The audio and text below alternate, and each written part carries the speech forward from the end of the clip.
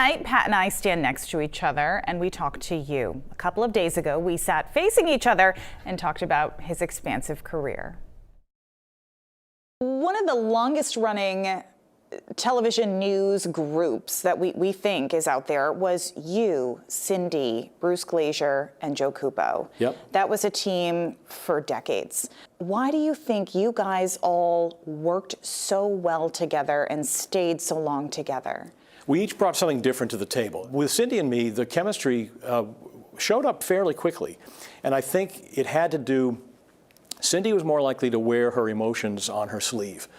And that's important to a lot of viewers, to feel that connection. You know, that they can tell she's feeling what this story is about, sometimes a little too much. She and I would joke about that when she would get to something that kind of choked her up and she'd start doing this a little bit. And I knew I might have to pick up the rest of the script.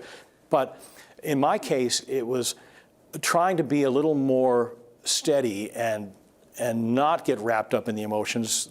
That part was already there. What we need out of an anchor man is somebody who's going to let you know, we're going through this, but it's going to be okay.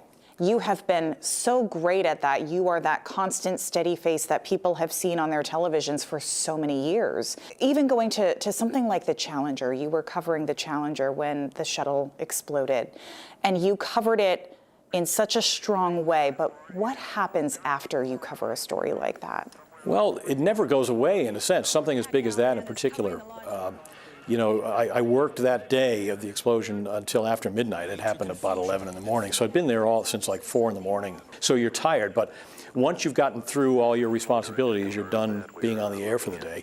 That's when you stop and think about what just happened for real in an emotional way. Because these were people that I didn't know them, but we knew them, you know, for their mission and for their smiles and their dedication to the job. And you start to think, what a waste, you know, what a shame that is.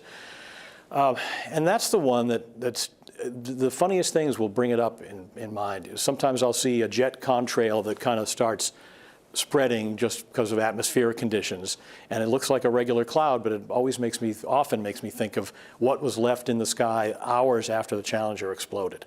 There were still contrails just sitting there in the cold sky of January over Florida. I remember on the 10th anniversary spending time with Krista McAuliffe's mother, Grace Corrigan, who, again, for those who don't know the backstory, I grew up in the same town. We went to the same church, so I knew their family a little bit. I had friends who lived right on their street. So on the 10th anniversary, I went and visited with her, and you know, she'd had some time to, you know, process all this for the year. You can just imagine what it was like. And her husband had passed away in that decade. But we talked about whether Krista McAuliffe's mission was accomplished, and she said, absolutely. She said, because teachers come to me all the time and say, you know, I was inspired by what she did and wanted to be a better teacher or become a teacher. And she said, that's absolutely mission accomplished.